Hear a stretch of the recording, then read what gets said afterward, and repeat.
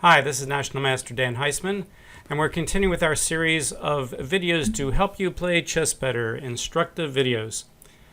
In this video, I'm going to be using a new microphone. I tested it on another video. Hopefully it's going to come out okay. Someone suggested the microphone I was using was not a really good one, which was true. It was a USB headset mic.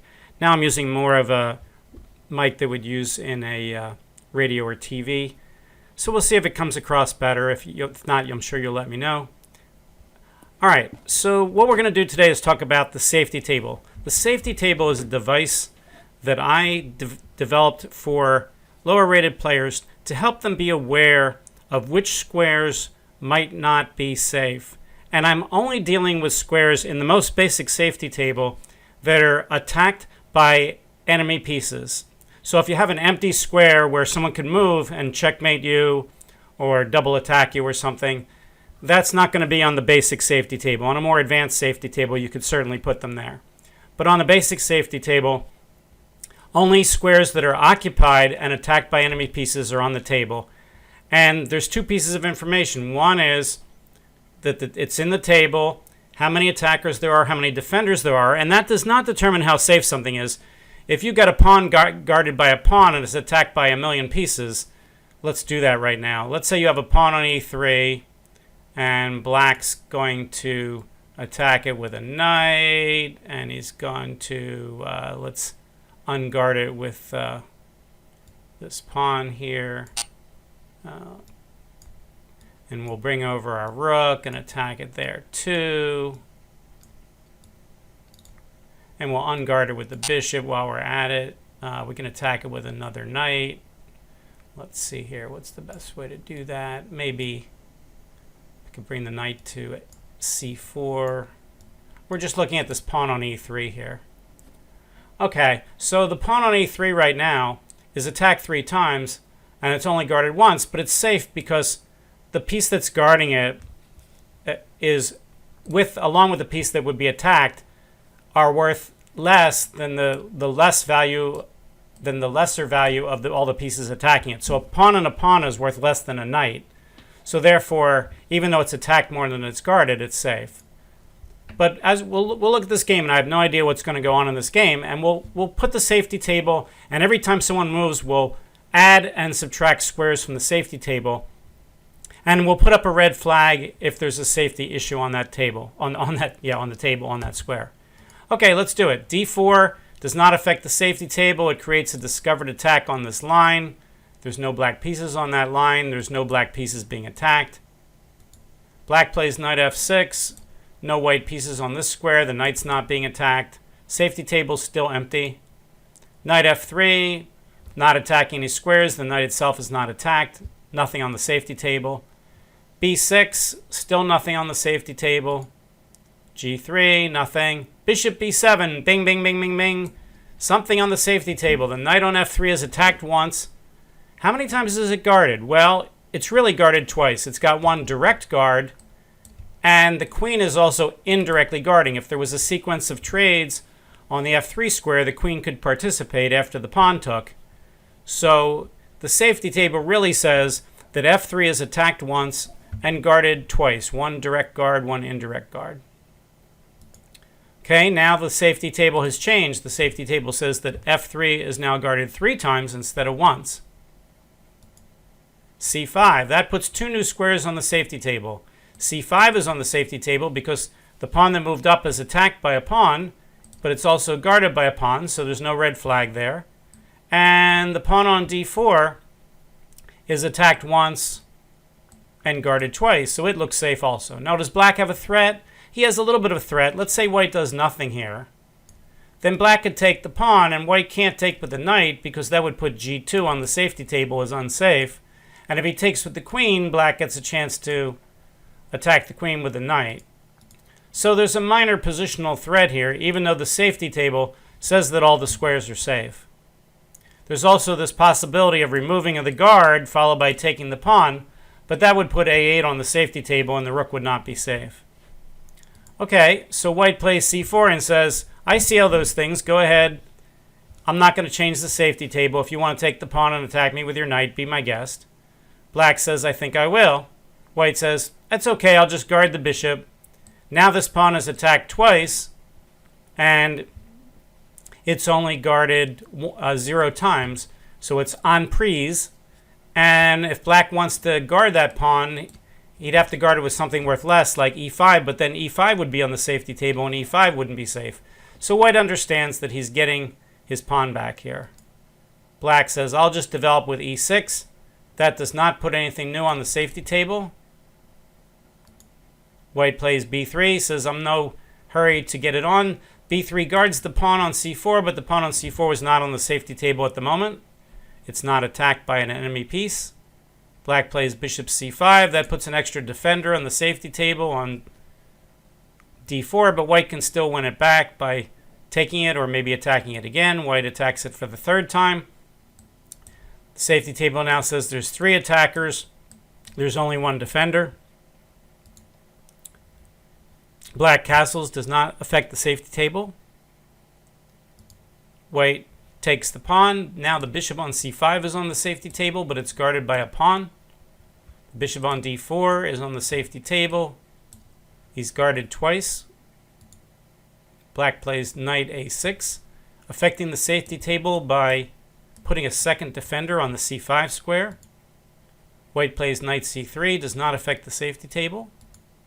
Queen e7 puts a 3rd defender on c5. Knight to e1 takes f3 off the safety table, puts g2 on the safety table, and puts a red flag on. The bishop on b7 is on the safety table. It's en prise. It's not guarded. Discovered attack. Black has to save the bishop. He could trade it. He could guard it. He could block the line. He trades it. Now g2 is on the safety table. f1 is on the safety table. The rook is attacked. The bishop is en prise. It's attacked twice by the king and the knight, so there's going to be a recapture. White recaptures with the knight. That removes g2 and f1 from the safety table. Black plays rook fd8, doesn't change the safety table. Rook ac1, doesn't change it. Rook ac8 adds another defender to c5. Knight b5 puts the pawn on a7 on the safety table and also adds a defender to d4. The pawn on a7 is not safe. It's en prise, so there's a red flag now on a7. Black plays d5. This guards a7. It puts d5 on the safety table, but it's guarded 3 times by a pawn, a knight, and a rook. And it puts c4 on the safety table, which is now attacked once and guarded. Now notice, one of the things d5 does is it threatens to take this pawn and get a discovered attack on this bishop and pin it to the queen, which would be a little awkward. The fact that black's doing that does not appear on the safety table. That's over and above the safety issues of the basic safety table. Of course, every good player is going to notice this right away, that if white doesn't do something quick, pawn takes pawn is going to cause him some problems. So white says, okay, f6 was on the safety table. It was attacked once. It was guarded twice. That happened when the bishop recaptured on d4. Should have mentioned that. The bishop takes. Now e7 is on the safety table. The queen is threatened. g7 is on the safety table, but the pawn is not threatened. But the bishop on f6 is en prise, so there'll be a recapture. d4 is no longer on the safety table, but now f2 has been discovered to be on the safety table. It's attacked by a bishop. It's guarded by a king and a rook. Queen takes f6, adds a 2nd attacker to the f2 square, removes f6 and e7 and g7 from the safety table. Also, it removes the defender of the pawn on a7.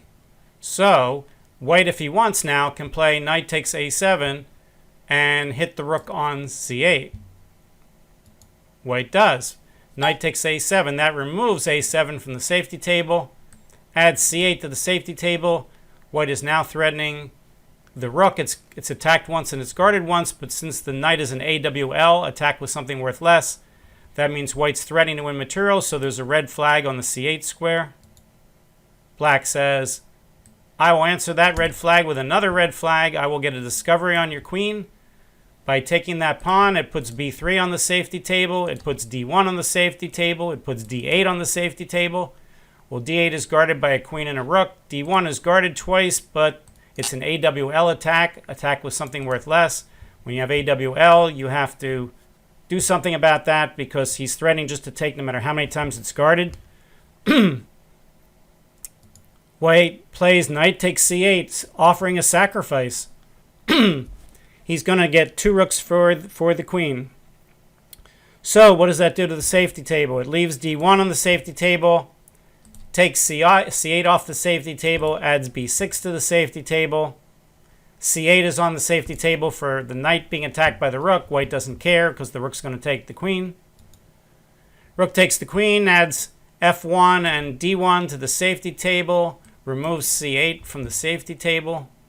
White cannot take with the rook on f2 on f1 because the safety table says the rook on f1 is needed to guard f2. So we're going to expect white by the safety table to play rook on c to takes d1, which he does, which takes the extra attacker off the c4 pawn off the safety table. Notice if this was a back rank mate, that would not appear on the safety table, but if you want to use the enhanced safety table, you could certainly put c8 on the board. And right now you could say, well, right now the bishop is guarding the mate, the queen's guarding the mate. I'm not too worried about rook d8, but any good player is going to put d8 on, if not a safety table, something that looks like an enhanced safety table, because black knows that if he moves the bishop, he moves the queen, he could get checkmated here. So black pushes the pawn and says, I'm going to take b3 off the safety table, give myself a passed pawn. White plays knight to d6. That puts d6 on the safety table. The bishop's attacking it. The rook's guarding it. Puts f7 on the safety table. It's attacked by a knight. It's guarded by the king. It's guarded by the queen. Now we know there's a fork here, but that's an empty square. So again, you would need an enhanced safety table for that. All right. Here, black plays h5. That removes those back rank mate issues. White plays knight e4. That removes d6 from the safety table. It removes f7 from the safety table. It adds an extra guard to f2 on the safety table. It adds an attacker to c5 on the safety table, or puts c5 on the safety table. But c5 is guarded by a pawn and a knight. Puts f6 on the safety table. But that's an AWL attack. Every time an AWL attack is on the safety table, it's probably a red flag. Here it is a red flag, so black will have to move the queen. He moves the queen to e5. This puts g3 and e4 on the safety table. g3 is attacked once, guarded 3 times by 2 pawns and a knight. e4 is attacked once, guarded 0 times. That's on prise. That's a red flag. White has to do something about that knight on e4. He takes the bishop. Okay, the bishop was guarded 3 times with the queen, the pawn, and the knight. Black has to decide. White has now put a6 on the safety table and e6 on the safety table. Doesn't really matter. Black's going to make a recapture. He recaptures with the knight, centralizing the knight. This now puts b3 on the safety table. b3 is attacked by a knight. It's guarded by a pawn. It removes c5 from the safety table. White brings the knight to e3. If we look around here, the knight was not attacked. It's not attacking anything. So that move does not affect the direct safety table. Black plays b5. That removes a guard of the knight, but the knight c5 wasn't on the safety table anyway. So the safety table is unaffected. White plays b4. That's an AWL attack. He's got c5 attacked once. It's guarded once, but when you have an AWL attack, attack it with something worth less. Something's got to be done, so we're going to expect that that knight is going to move. The knight goes to e4. That saves the knight, but it also puts an attacker on f2, which is guarded twice. It puts a second attacker on g3, which was attacked twice. It puts another guard on c3, but c3 is currently not on the safety table because it's not attacked by the white pieces. Okay, white plays rook d3. Well, scratch that. The c3 is now on the safety table. The rook is attacking it. The knight on e4 and the queen on e5 are guarding it. Black plays h4. That puts h4 on the safety table. That pawn is attacked once. It's guarded 0 times. It's on prise. It also puts a third attacker on this square. There are three pieces attacking g3. There's only two guarding it, but those two are pawns. So theoretically, unless black wants to sack the knight, which is entirely possible, that square may be safe. White just takes the pawn, takes the on-pre pawn, taking g3 and h4 off the safety table, but adding a discovery of h2 on the safety table. The queen is attacking h2. It's attacked once, it's guarded once. Black plays queen to f6, putting a second attacker on the f2 square and putting a first attacker on h4. h4 is now on pre. There's a red flag on the h4 square. White plays f3, attacks the knight. The knight is on pres. There's one attacker. There's 0 guards. If he does take, then the rook on f1 will be guarded by the king and the knight. That's not on the safety table, but a good player has to know that to know whether he's threatening to take the knight or not. So he is. Black plays knight to d2, takes e4 off the safety table, puts a second attacker on f3. f3 is guarded twice. Adds f1 to the safety table. f1 is guarded twice, attacked only once, but it's an AWL attack. And as we keep saying, AWL attacks probably raise red flags, so that rook is in some trouble. The rook moves. Now the pawn on c3 is attacked twice. It's only guarded once, so now there's a red flag on the c3 pawn. Black plays the sacrifice, knight takes f3. The safety table said, yes, I was only guarding it once, but I was guarding it with the pawn, and you're only getting 2 pawns for your knight. But of course, he's getting other compensations. The rooks are loose. The king is open. White decides not to take the knight. Wow. So if he takes the knight, what can black do? Black could take the pawn and make a lot of threats. Could black do anything else tremendous right away? Oh, I see. If he takes the knight, this is not on the safety table. Queen g6 check hits the rook. So that's why he can't take the knight. It has nothing to do with the safety table. It's got to do with it. Remember I said at the start of the video, empty squares can still be extremely important safety squares. The safety table does not cover all safety issues. It just covers pretty much capturing sequences. So here, after knight takes, that would overwork the e2 pawn. It couldn't capture the knight and guard the rook against the fork. So that's why white saw this and says, uh-oh, I'm in trouble. King h1. So now the knight is attacking h4. The knight's attacking h2. h2 is guarded by the king. h4 is attacked twice, guarded 0 times. The knight goes back to d4, which puts e2 on the safety table, removes f3 from the safety table. White attacks the queen.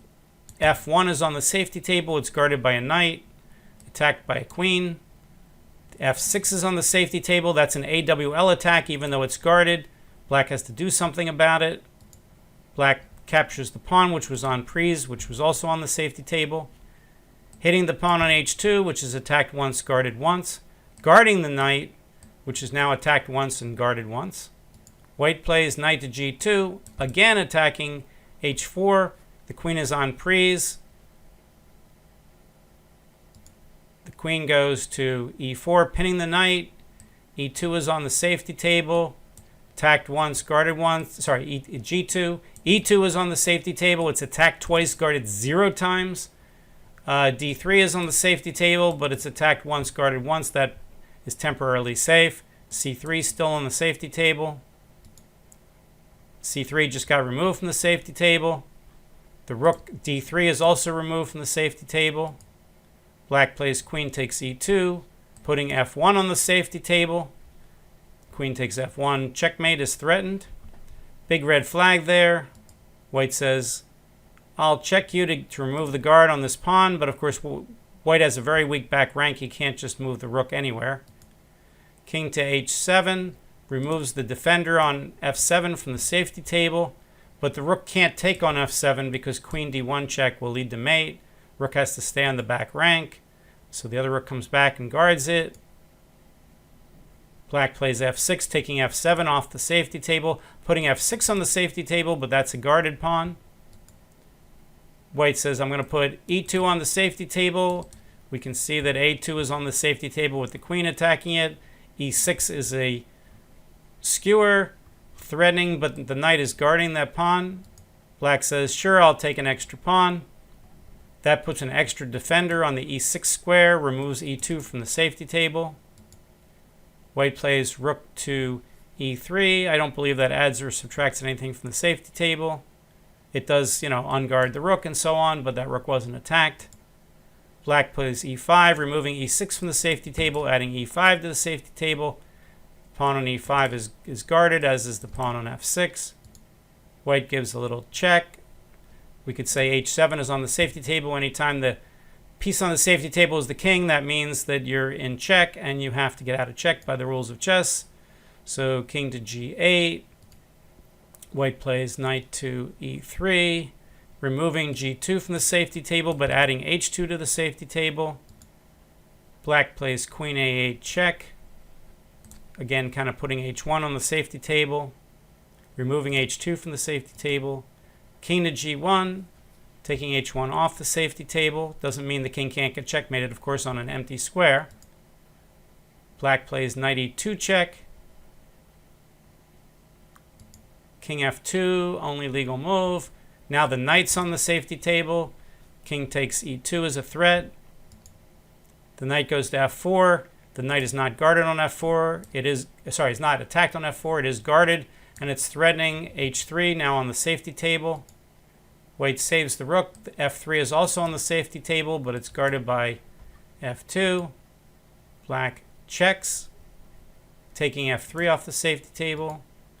White plays king to g1. g2 is now a mating square on the enhanced safety table. We would note that queen g2 would be mate if the knight was not guarding that square. So even though that's not on the basic safety table, if you're doing any kind of enhanced safety table, it's going to be right there.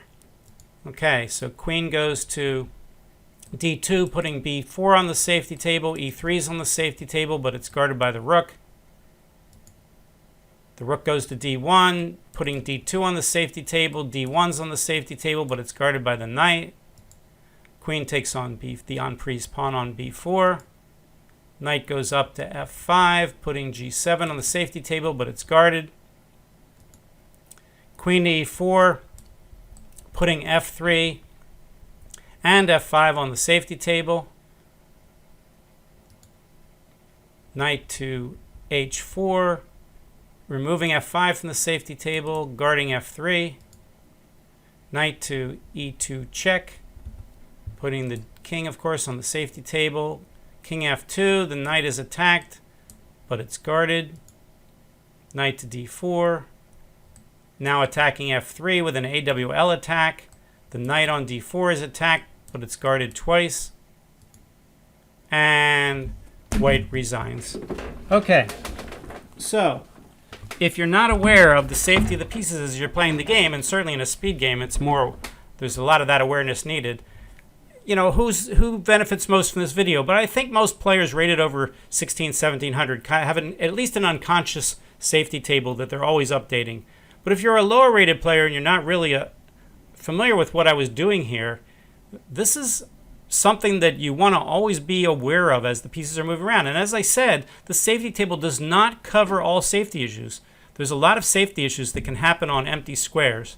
So it's not meant to be a be-all and end-all, but it's meant to be an important part of your awareness of safety. Okay, so this was called the safety table for my YouTube series. This is Dan Heisman. Hopefully the audio came across this time. I actually made this whole video before, and the audio was so low it couldn't be heard, but I learned a little bit about it, changing the microphone here. All right, let's stop the video, and hopefully you'll join us next time. Bye.